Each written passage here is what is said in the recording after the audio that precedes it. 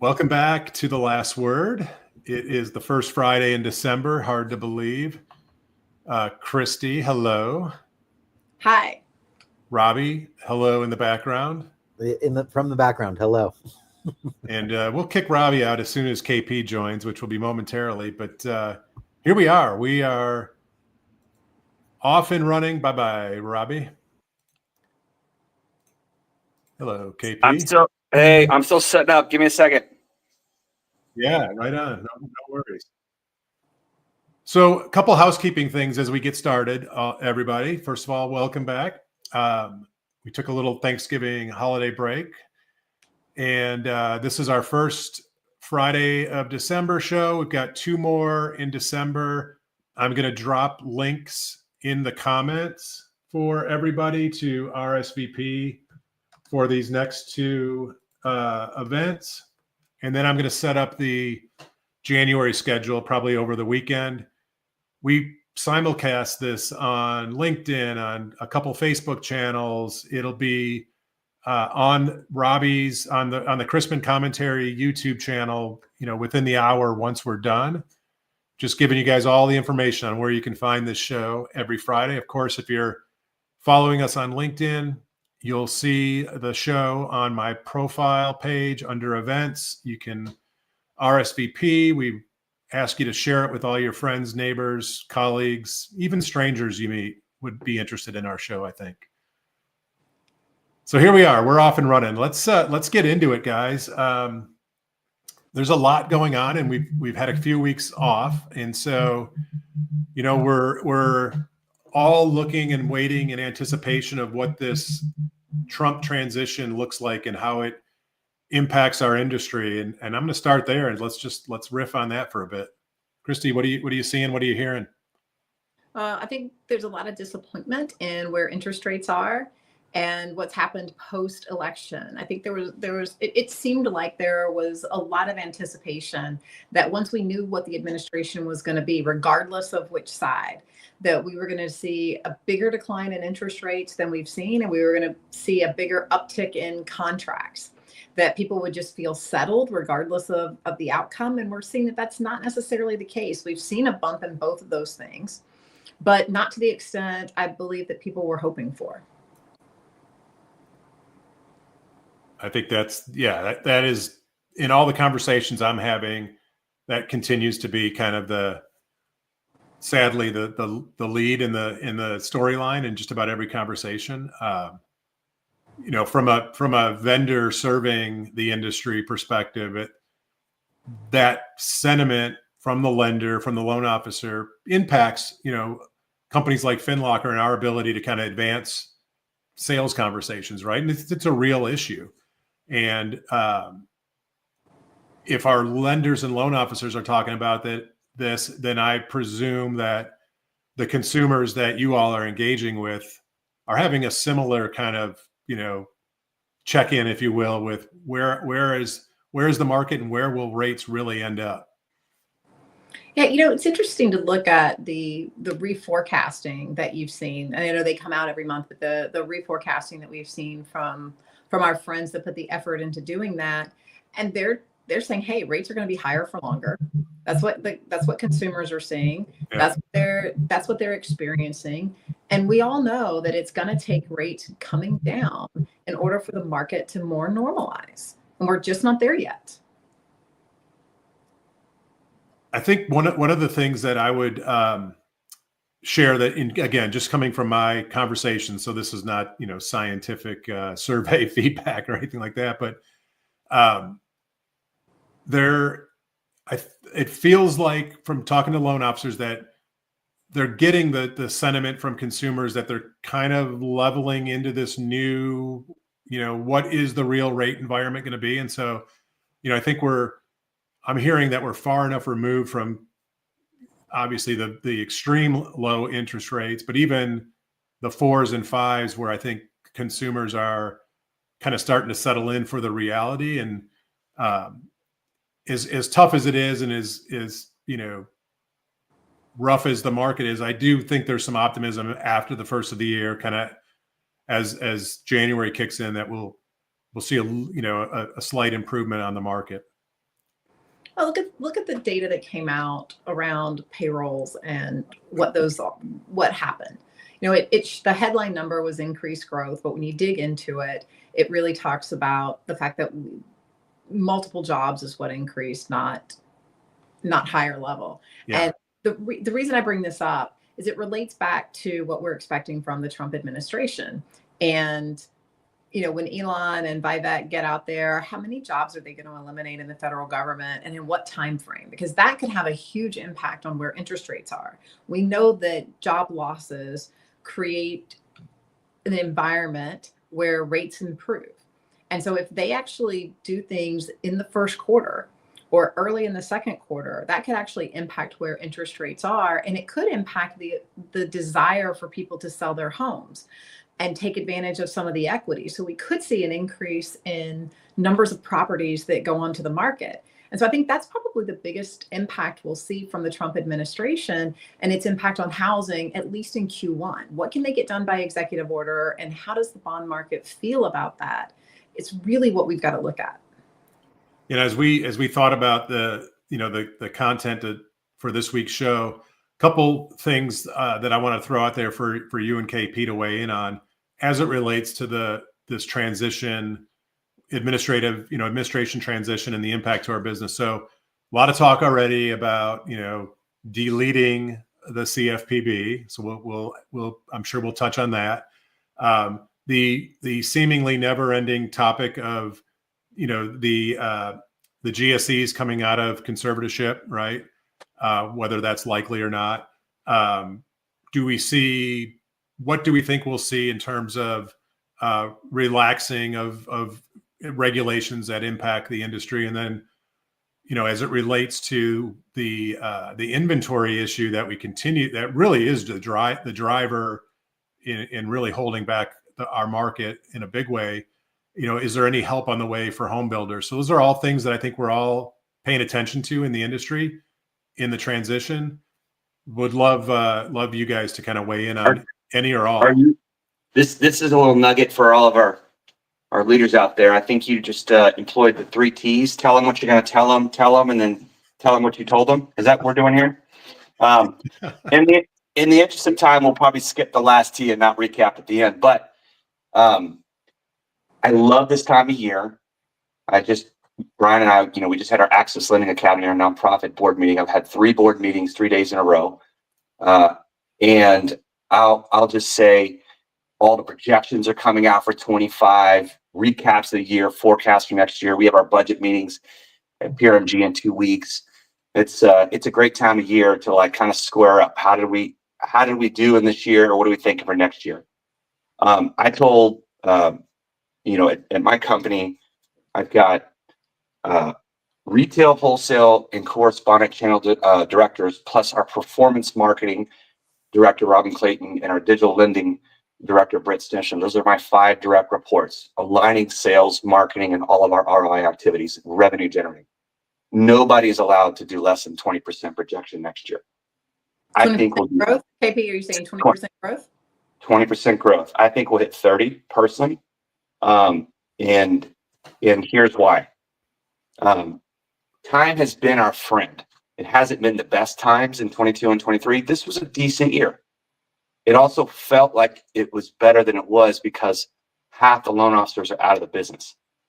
This slow grind down in rates, even with the recent uptick between the Fed cut in just 2 weeks ago, it keeps the accelerated refi shops coming in fast. And so the incumbents going into the leaner months of January and February are in a fantastic position when things open up as spring purchase season starts to really capture a lot of business. And so it's hard to build a business at this moment in time, especially from scratch.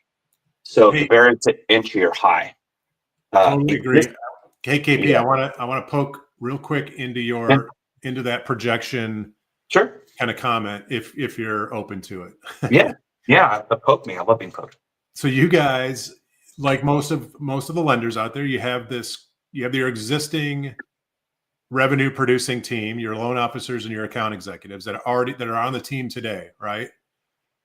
And then you have your leaders, you have your sales leaders who not only manage those direct line revenue producers, but also have a role in adding new people to the team, right?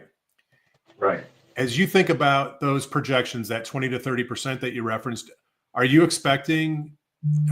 all expecting that, like, at each line level revenue producer at the sales level, they'll grow that number, or is the number more incorporating organic growth of the company, adding new clients, new loan officers, new account executives, or some combination thereof? So those numbers are aggregate for the company and across channel.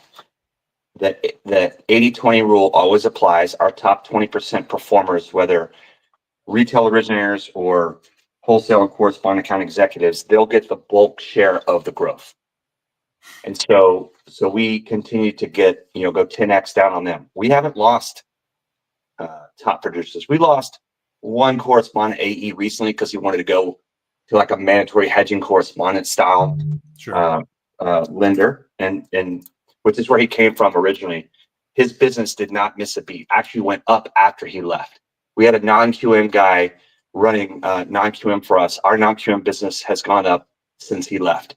And so the enterprise, it stands still. And for those managing top producers, I was in the same bar in Fort Lauderdale when Jerry and Stephen Jones rolled in right after they fired Terrell Owens in South Florida. And what was interesting is a couple things, and this is some management stuff, and it has to do with all this. Terrell Owens is obviously a great player. So great that Jerry and Stephen personally flew out to fire him face to face. And that I have a lot of respect for. So I know there's a lot of Cowboys haters and Jerry Jones haters. And I know it ate him up inside because he came immediately to the Blue Martini over there in Fort Lauderdale and was absolutely annihilated, like stupering drunk Jerry Jones. And all of a sudden, all the TVs start flashing. Breaking news, breaking news.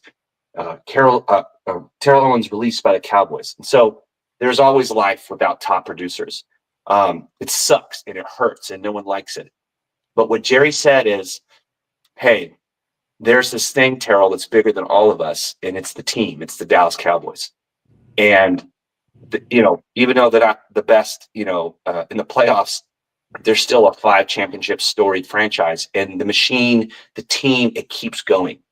And so we sit down with all of our top producers. We sit down with all of our channel directors. We have meetings in this month. We want to know what's going on next year. How are you going to get there? And on the retail side, we haven't lost any top producers. In fact, the bleeding of retail into the wholesale channel has largely stopped nationally. So I think everyone is hunkered down right now in all of their respective places because they know next year is going to be big. It's big right now. Our November, we funded over $800 million. It was better than May and June as a company. May and June, the heart of purchase season. March is obviously a monster for everyone. It's a long month. It's the kickoff. Rates are coming down. Existing home sales is the bulk of sales that gets done. And I don't care what people say about the rate lock-in effect. When time continues to go on, anyone, even with the 3% mortgage, is gaining equity. And that chunk gets bigger and bigger and bigger. And then they're finally going to move. Deployment, diapers, diamonds, debt, divorce. I joke debt again after divorce. Downsizing, debt. That has not changed. There's a lot of pent-up demand. And so when you have more and more equity to trade to the next property, even if you're selling a 3% loan, because 75% of sellers buy something else, they are trading to have less mortgage because that equity goes to the next place. So they'll pay a 5% rate. They'll pay a 6% rate. In the summer, one of our largest MI partners said their book is at risk if rates get to 4.375. But as time goes on, that number goes up. And rates are coming close to that number. So maybe in the summer, that number is 4.875. And if you look at the 10-year treasury and 30-year fixed rate mortgage spread is at 220 right now. That historically is at 170. So you get 3/8 as the market gets calm and feels good about the economy and feels like, okay, here's where we're going to be. The Fed has found their neutral rate. They're done cutting whatever in 2025. Here's the cost of money. Here's what's going on with stocks and earnings. Here's the yield I know I can get on a 10-year treasury. Let's call it 4%. Let's call it 3.9%. Do I put money there? Do I put money in MBS? Do I put money in the stock market? And by the way, if we did get some real weakness in labor and we get a real fear of inflation, literally overnight, the Fed can start buying mortgage-backed securities and boom, game on. And so it is going to be a very, very strong year next year, much better than this year. And it's going to feel even stronger than the 2.1 trillion that the Mortgage Bankers Association has earmarked and 1.47 trillion in purchase business, both numbers up. It's going to feel stronger for those of us left standing because half our competition is gone. So the capacity is gone. So feel like a $3 trillion year for those of us left. And by the way, shout out, little plug here. Jason Stenger, Chief Operations Officer of Movement, he and I are co-chair for the IMB, the Independent Mortgage Banker Show, an MBA show in Austin, January 27th. Get your early bird registration in now. I think it ends like next week or pretty soon. That is going to be a monster show, a huge kickoff, end of January, spring purchase season kicking off, great content, no depositories or credit unions or anything like that. Not that there's anything wrong with them, but this is a very unique show. So, but you can still come hang out, Christy. I look, I invited you over to my house to hang out, so you're good. It's on my calendar. I'll be there. Hey, Christy, I want to ask you, since we diverted a little bit from the topic, I think this was actually a great diversion, though, because it was super positive, KP, the way you kind of talked about what you all are doing at PRMG, your outlook for 2025. Christy, as you guys are thinking about 2025, I'm just curious where, like, do you share some of the same excitement, positive thinking towards 2025? And is it starting to relate in your projections? Yeah, I think we're going to be up. Our teams are looking at significant increases in what we expect our volumes to be, and part of it is a shift in where we are from building foundation, which a lot of companies have done, just like we've been doing, working on our tech, working on the ways that we can do things.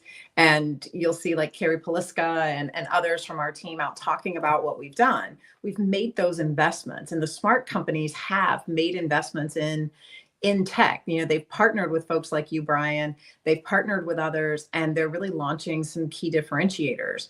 We've done that work, and now we're working on the growth phase. And you think about how fintechs operate, we're in that growth phase. KP's talking about it. I think we still see a number of MLO reductions in the coming year. While we've lost half, I think we're going to see even more that don't renew their license this time around. And Kevin's right. It's going to feel different next year than it does this year, because the industry has finally right-sized more like what it should be, which also leads to look at the profitability numbers that the MBA has shared. You're seeing more and more companies actually operate in the profitable level, because not only have they made those cuts, but we've seen an increase in margin. You don't have as many folks out there that are just trying to hang on and get any deal no matter what they make. And you don't have as many folks doing the irrational pricing. We all know that you can have a loss leader, but you can't live in that environment forever, and everything can't, if you're a grocery store, you can sell bacon as a loss leader, but not bacon, eggs, and milk. So you have to pick and choose. And we had companies out there that were doing a loss leader on everything. And that's one of the reasons that you saw 8 quarters in a row of losses for almost every producer in the business. And you're starting to see some of that right sizing. And I think that's a key differentiator for why 2025 is going to feel different than 2024. KP's also right. He nails it. When there are a number of people who will make decisions not to move because they're 3% interest rate, but there are a number of folks who life has really happened and they have to, and they have finally come to the psychological realization that this is where rates are. I'll also just say that your team, you, Michael Jones, incredible operator, Jody Hall, working with your team, you guys have great leadership. And so, not to talk about your company and my company, but I think we're both a barometer for all companies. There's strong leadership that's left. The weak did not survive. and we're all in a great position. And yeah, who knows if the CFPB gets deleted? There hasn't been a CFPB head chosen yet, right? But I think they were created in Dodd-Frank by an act of Congress. I think it takes an act of Congress to quote delete the CFPB. And to be fair, the CFPB just awarded $1.8 billion to borrowers, over 4 million borrowers who got ripped off by a quote credit restoration company.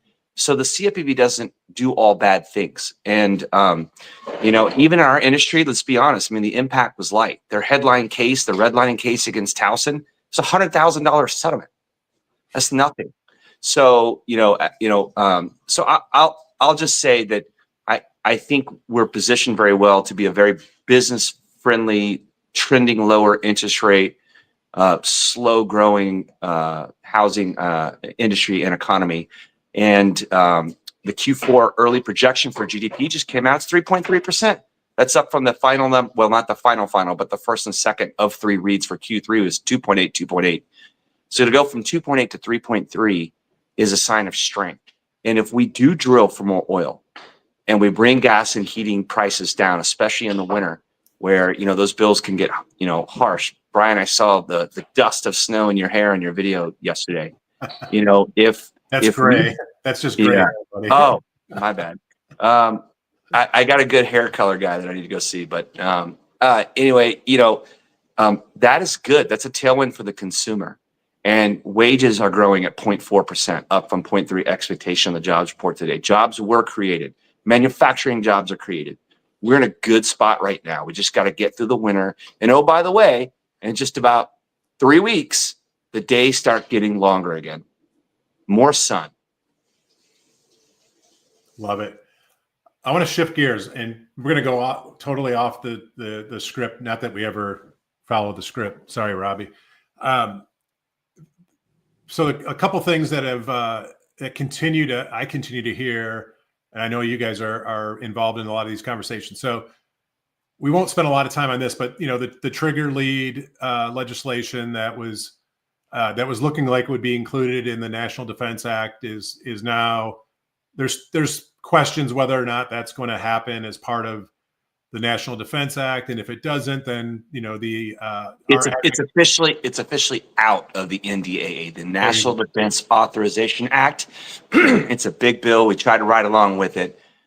Some of the credit bureaus, I won't name them, we know the 3, especially one, really lobbied hard against it. So I had a conversation with one a couple weeks ago trying to sell me some other product. Okay, you're lobbying against our industry on trigger leads. That's like the most important thing to us, and you want me to buy something from you? So they got to get right with us and make that right. And they will, I think, over time, them and FICO. That's what I want, KP, that's what I want to talk about specifically is them and FICO. And not to name, I'm not trying to call out any brands or companies, but frankly, there's only one credit score company, and there's only 3 credit data providers. So it's pretty easy for everyone to figure out who's who. There have been so many conversations I've had in the last 2 months with lenders around just this frustration with the continued rising costs of that part of the loan transaction, the credit part. And there's this frustration with the lack of execution by our industry advocates to push back to these entities. And I think it leads to the need for even more deeper conversations around, what's really driving the increase in this part of the transaction, right? This required part of the transaction. Well, it in lobbying in DC in a very small circle, it's about money and power, and the bureaus and FICO have power. And I'm not knocking them for running a business. I can wear both hats and see both sides. Of course, our business, our side, we don't like it. We don't like our prices going up. The borrower ends up paying those costs. And so they're raising prices on borrowers because we try and pass those through, just like a gas tax or a cigarette tax. God forbid, Zen and Zolts, my little nicotine habit, gets taxed at some point. But, if it gets more expensive to play the game. Side note, let's pause on that for 1 second. And as Brian said, let's poke, because does that cost really get passed on to the borrower? And the answer is, in a lot of cases, no. Because look at what your pull through rate is from credit pull to actual application to lock to closing. And when you think about it, when I've looked at those numbers over the course of my career, from credit pull to application has actually decreased, and in a fairly significant way from when I got in the business to today, just in general in the industry, because borrowers have been taught by the CFPB, by lenders, by their realtors to go shop. And there is no cost to them to shop. So we're pulling, let's call it, I'm just going to use some generic industry numbers. We're pulling 4 credit reports to get to 1 closed deal. it's better than us. We're 18%. We're pulling 4 and then funding 1 out of 5. And so we create our bundle and price in that regard. That's not being passed on to the borrower, because you can only pass through the actual cost of their credit report. They're going, let's just say that every borrower is getting their credit report pulled 4 times throughout the process, and they're only paying for 1 of those. So at what point should it actually be passed on to the borrower? Now. It's allowed, but we don't do it as an industry. We should. It's okay. We used to as an industry. We do it. We coach our people. You go, you know what? Get a borrower's credit card and pay for the credit report up front. So, you create your single soft pull up front. You go try soft pull. We were the first lender in America to do try soft running through DU and LP, both first on both. We're charging $240 for a try hard pull credit report with an invoice from our great partner in Zactus, who's helped us navigate through all this. And of course, I know we all have great partners. $240 at the end of the day on the closing costs. And I sat last year in Philadelphia in a closed room with the amazing and wonderful Dr. Sandra Thompson, FHFA director. And I said straight up in the room, we're charging borrowers for credit report. This is the unintended consequences of nobody standing up. And you know what? The Mortgage Bankers Association is our biggest lobbying advocate. They have the most money. They need to stand up and do something. They need to do more. And they're the only ones that can maybe make this go away. We are charging borrowers up front. If you have a positive P&L and the branch manager doesn't want to put a borrower through that, skin in the game credit card. By the way, if you get a credit card up front, they have skin in the game early, not just waiting for the appraisal. So those deals get a little more sticky. And so we are trying to charge and do charge up front. And so, that's what we've been going through. That's, as a result, we didn't want to have to change our protocol and cascade to make up for rising costs, but costs are up. Insurance is up, taxes up, home prices are up, rates were up. So, we're fighting through this. And if you're a purchase money lender, like we're 85% purchase or more on any given month across all 3 channels. We're having to grind through every deal. Thank God for non-QM. Thank God we have fallout to take these people places. But, it is what we've had to change and adapt to these rising credit card costs that we didn't ask for and were thrust upon us in a monopolistic environment. I think we got 2 minutes left. I think that was a mic drop. Brian, you want to take us home?